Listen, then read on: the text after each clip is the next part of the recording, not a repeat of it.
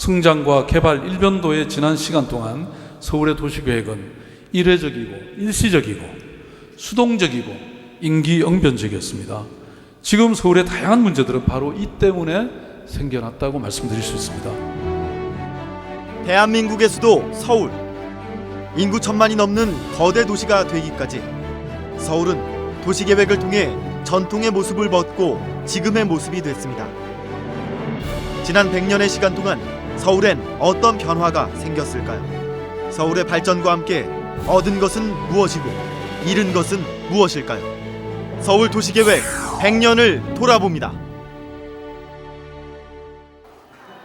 경성시구 개정사업. 1912년 일제 조선총독부는 서울을 식민 통치에 적합한 도시로 개조하기 위해 개정사업을 실시합니다. 격자형 도로로 떨어져 있던 마을이 연결되고 전에는 볼 수 없던 현대식 건물들이 세워집니다. 서울을 둘러싸고 있던 성곽은 훼손되고 우리의 문화유산도 상당수 사라졌습니다. 이것이 우리나라 최초의 근대적 도시계획입니다. 일제강점기에는 소위 시구 개정 사업이라는 걸 통해서 우리 오늘날의 도심부라고 할 수 있는 곳에다가 주로 간선 도로들을 갖다가 새로 내거나 혹은 기존에 있던 도로들을 갖다가 넓히거나 혹은 똑바로 하거나 이런 작업을 하였습니다. 물론 그 과정에서 우리 역사적인 의미가 있는 곳들이 많이 훼손된 곳도 있죠. 1945년 8월 15일 일제가 패망하고 서울은 식민지 수도 경성에서 대한민국 수도 서울로 다시 거듭납니다. 한국전쟁으로 많은 피해를 입기도 했지만 전쟁 이후 사방으로 몰려든 인파로 서울은 순식간에 100만이 넘는 도시로 성장합니다. 산업화를 거쳐 반세기 동안 꾸준히 팽창하며 서울은 현재 25개 자치구 1,000만 명이 넘는 거대 도시가 됐습니다. 1960년대는 240만 정도 도시였어요. 그런 도시가 1990년 들어서면서 1,000만이 됐거든요.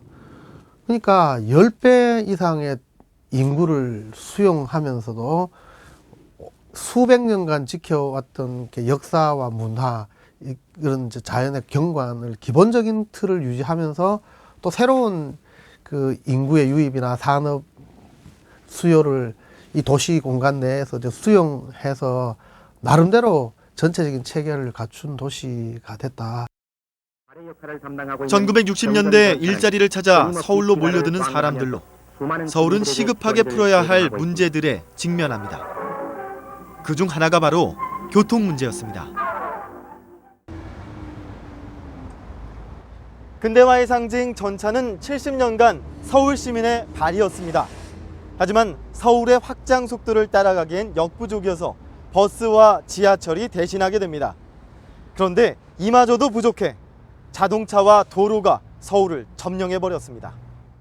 이렇게 입체적으로 된 도로들, 그게 결국은 차를 위한 거죠. 그 다음에 사람은 육교로 건너가야 되죠. 사람은 지면을 밟지 못하고 차들은 쌩쌩 달리고, 이러한 것들이 이제 그동안의 서울의 도로였다고 봐도 과언이 아니겠고요. 서울의 성장 속도를 따라가지 못하는 것은 교통뿐만이 아니었습니다. 제2의 고향, 수도 서울로 몰려든 사람들에게 당장 부족한 것은 잠자리였습니다. 산등성이를 메운 무허가 판자촌은 사람을 품을 준비가 안 된 서울의 단상인지도 모릅니다. 당면한 주택 문제를 단시간에 해결하기 위해 서울은 방법을 모색합니다. 1962년 서울에서 처음으로 마포에 단지 형태의 아파트가 건설되면서 서울의 아파트 개발은 시작됩니다. 건립된 지 4개월 만에 붕괴된 와우 아파트 부실공사도 아파트 개발 붐을 막지는 못했습니다. 아파트는 새로운 주거 형태로 각광받기에 충분했기 때문입니다. 급속한 도시화 과정 속에서 아무래도 주택이 부족하니까 주택을 가장 많이 빨리 대량으로 공급할 수 있는 방식이 아파트였고, 그래서 우리가 아파트를 마치 복제하는 것과 마치 막 찍어냈단 말이죠. 그러나 이제는 이제 도시화가 안정이 되었으니까 조금 더 내가 살고 싶은 집에 대한 여러 가지 선택을 좀 다양화할 필요가 좀 있을 것 같습니다. 1969년 말 경부고속도로의 기점인 제3 한강교가 개통되고 강남은 새로운 도시로 개발되기 시작합니다. 이는 서울시정의 최대 과제였던 강북 인구 집중 억제 정책과도 잘 맞물렸습니다. 서울시는 1973년 강남의 영동지구를 개발 촉진지구로 지정하고 강남의 토지와 건물 구매자에게 세금을 감면해주는 등 획기적인 혜택을 제공합니다. 하지만 인구를 분산시키기 위한 당초 취지와는 달리 그 결과는 강북 강남의 불균형이라는 부메랑으로 돌아왔습니다. 공간 수요와 또 많은 사람들이 서울로 오는 주택 수요가 있기 때문에 뭔가 서울에서도 굉장히 대대적인 도시 계획이 필요했죠. 이런 것들의 수요를 맞춘 것들이 사실은 두 가지가 이제 있는데, 하나는 많은 주택 수요를 갖다가 해결하기 위한 강남 개발이 되겠습니다. 그게 60년대 말부터 생각을 해서 70년대에 이제 주로 이루어지게 되는 계획이 되겠고, 두 번째는 우리 역사적인 도심을 재개발하는 겁니다. 경제 발전을 토대로 서울의 양적 팽창은 세계 도시 발전 역사상 그 유래를 찾기 어려울 만큼 빠른 성장 속도를 냈습니다. 국제 도시 경쟁력 6위에 빛나는 수도 서울은 세계적인 도시임에 분명합니다. 하지만 발전의 그늘에 가려진 건 사람이었습니다. 시민들은 일방적인 희생을 강요당했습니다. 이제 서울은 더 나은 가치를 품기 위한 준비가 필요해 보입니다. 양적 성장뿐만 아니라 질적 성장을 도모해야 할 때가 됐습니다. 새로운 미래 도시를 위한 100년의 계획이 필요한 시점입니다.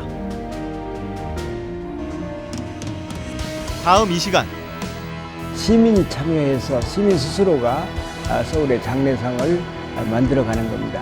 잃어버렸던 것을 다시 복원하고자 하는 보다 적극적인 의지도 포함을 하고 있습니다. 지금까지 많은 사람들은 이것을 지작물로 생각했습니다. 현재 살고 있는 사람들이 행복한 도시, 그리고 앞으로 미래에 살 우리 후손들이 행복하게 만들 수 있는 도시를 같이 고민하는